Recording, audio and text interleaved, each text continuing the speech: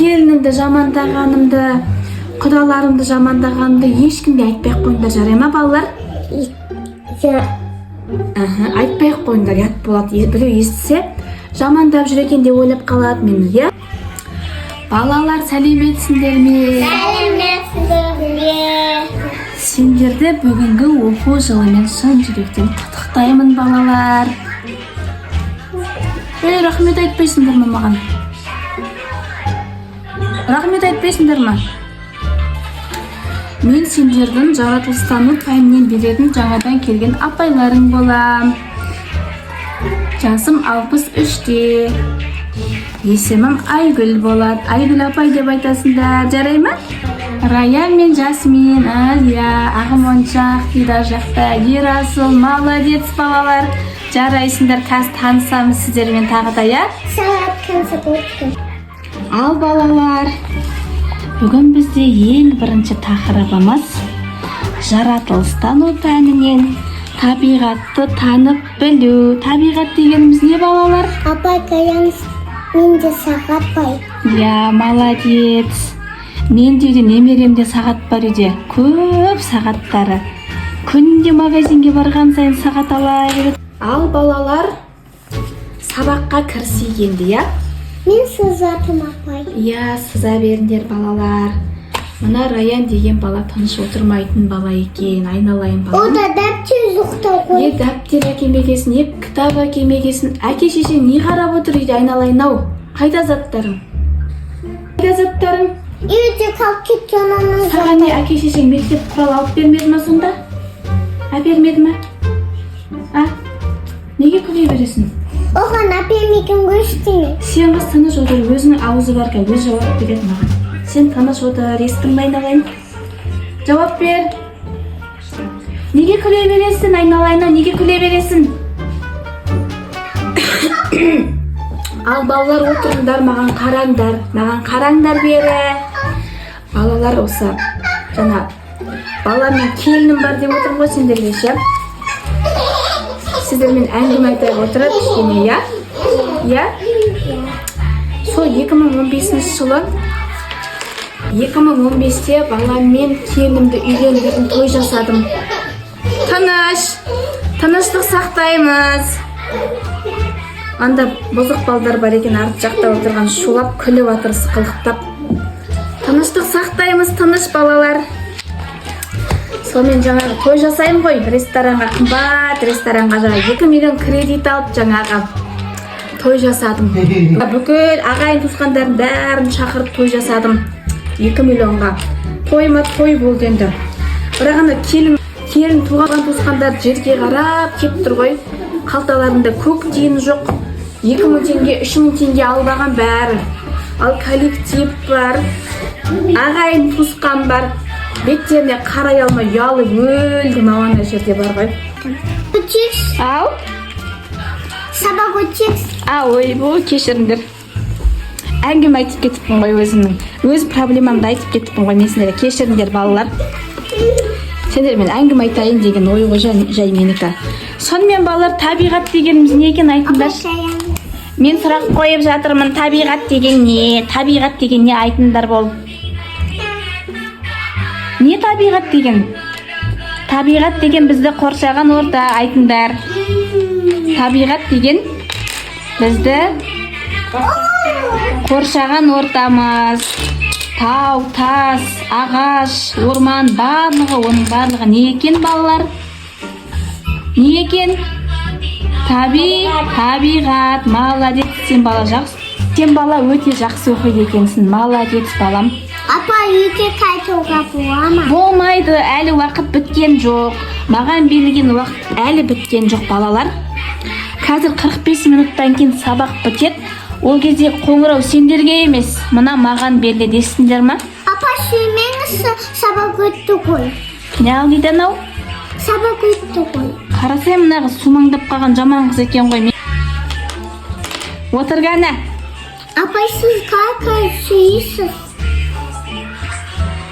Ал балалар, дәптер алып келдіңдер ма? Я, міне менде дәптер бар. Дәптерлеріңді ашып, бүгінгі күнді жазыңдар. Сен не дейсің сен бала?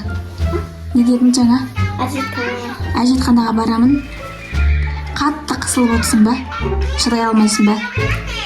10 минут шыдай алмайсың ба деймін саған? 10 минут шыдай алмайсың ба? Шыдай аласың ба? Әжетханаға баюға бола ма? Болмайды. Үзіліске 10 минут қалды балалар. Кішкене шыдасаңдар балалар, әйтпесе жақсылап отырып қайтасыңдар, жарай ма? Иә. Сол жаңағы мен айтайын Апай, дегенім. сабақ өтуатымен. Балалар жаңа келінім бар ғой. Келінімді айтам, тамақ істей алмайды үйде. Күнде тамақты өзім істеймін үйде. Мына жасым болса 63-ке келді менің. Мені сыйлаңдар, менің жасым үлкен. Мен сендердің ата әжелерімен жастымын, естіңдер ма? Иә. Молодецсің. Апайды сыйлайтын жақсы балалар бар екен насыпта.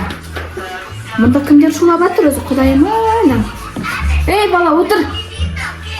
Аты кім ана баланың? Асылжан, отыр бол. Ұятсыз мені. Апай, менің ойыншығымды қойды. Қой бер ойыншығын. Біреудің ойыншығын алуға болмайды. Ол ұрлыққа жатады балалар. Мұнда бір бала жылап отыр ма? Не істеп отыр? Апай, мен концертинге алдым, білесіздер ма? Нені? Наушниктарды. Қанша теңгеге алдың? 50 мыңға ма? Ойбай, байдың қызсың ба не соншалық 50 мыңға ойыншық алатындай? Мен әперім немерелеріме мысалы онда 50 мың теңгеге ойыншықты. Ара кетсе немереме 2-3 мыңға ғана алып берем ойыншықты. Ондай көп 50 мыңға. 50 мыңға бір семья бір ай бойы тамақ жейді ғой айналайын. Қайдағы 50 мың? Әке шеше не жұмыс істейді? Байсыңдар ма? Иә. Байсыңдар ма? Әсен де байсың ба? Жақсы екен ғой мына балалар жиналып Мынау қалыпты. сағатта концертинге алдым. Қаншаға алдың? 1 теңгеге. 1 теңге? Ойбай, тегін алыпсың ғой мына су тегінге. Ал балалар, сол жақ келін тамақ істемейді, өзім тамақ істеймін сол. Үйде балаларға өзім тамақ істеймін. Оны юстан концертинге алдым. Ой, мына қыз мақтаншақ бір байдың мақтаншақ қыз сияқты ғой. Қаншаға?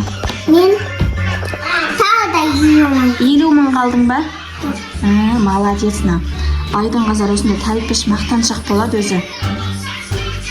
Алған затының бәрін ценасын айтып шығады, сосын мынау 200 мың теңге тұрады, мынау 100 мың тұрады, мынау 50 мың тұрады деп мақтанып отырады. Сонда байдың қыздарын талайын көргенбіз ғой біз ондай. Не бір мақтаншақ қыздарды көрдік айналайын. Қолында сағатына ұстаған сумкаларына мақтанатын. Жаңағы қандай инстаграм дей ма не дейді жаңа жастардың кіретін. Соған жаңа мақтанып салып отырады жаңа суреттеріне. Қазір жастар жаман сондай, жаман кеткен қазір. Біреудің бір айлық жалақысы ғой ол деген. Апай, менің үйімде көп ойыншықтар бар. Бай, көрініп тұр енді ойыншық көп алатындарың енді бір ойыншықты 50 мыңға алсаңдар енді білмеймін енді. Әке шешем де нервісі мықты адамдар екен енді. 50 мыңға ойыншық әперіп жатса. Ал балалар отырыңдар. Бүгінгі сабақ ұнады ма сендерге? Ұнады ма? Ұнаса болды ба? Апай, сабақ өтті ғой. Апай сабақ өтті деп біреу сұраса айтыңдар. Апайларың жақсы сабақ өте ма десе я деңдер. 45 минут бойы апай аузы жабылмай тек сабақ айтады деп айтыңдар, естіңдер ма? Иә. Мақұл ма? Апай. Ал, мені мақтай беріңдер. Молодец, әдемі жазып қойыпсың, естіңдер ма? Иә. Мені мақтап жүріңдер, жүрген жерлерінде, естіңдер ма? Иә. Молодецсіңдер. Жақсы балалар екесіңдер бәрің. Бүгінгі біздің осы сабағымыз аяқталайын деп қалды. Сосын балалар. Апай. Ау. Мынау зағымды сызып тастады. Ештеңе етпейді оның. Түзелмейтін нәрсе жоқ ол жерде. Түзелмейтін нәрсе емес. Мен жаңа келінімді жамандағанымды сау бол. Құдаларымды жамандағанымды ешкімге айтпай-ақ қойыңдар, жарай ма балалар? Иә. Айтпай-ақ қойыңдар, ұят болады. Біреу естісе, жамандап жүр екен деп ойлап қалады мені, иә? Иә. Сол үшін балалар жұмған аузымызды ашпаймыз, жарай ма? Иә. Иә, ал балалар, мына бүгінгі біздің сабағымыз осымен тәмам. Қазір қоңырауға бір где-то бір 2-3 минут қалды ау деймін. Мен жаймен деп шығып кете берейін, иә? Мен үлкен әйелімнен жасы келген, иә? Жарайды ма балалар? Үйге қайтуға болады. Иә, мен қазір шығып кетемін, мен артымнан звонок соғылғаннан кейін сендер шығып кетесіңдер үйлеріңе, жарай ма? Иә. Ай, молодец, бәрекелді балалар. Ал ертең мына табиғатты танып білу әдістері деген сабақты табиғатты танып білу әдістері деген сабақты оқып, маған түсінік айтып бересіңдер келесі сабақта, жарай ма? Иә. Апай мен кетейін деп жатыр. Иә, ал балалар, сау болыңдар. Сау бол, апай. Келесі сабақта кездескенше, достар, балалар, достар деппін ғой. Мен үйде жаңағы ютубер немерелерім бар еді. Немерелерім ютуб блог түсіретін еді, соған үйреніп қалғанмын, күнде естіп, достар деп атқандарын жаңағы сол. Ал балалар, келесі сабақта кездескенше, Пока. всем пока.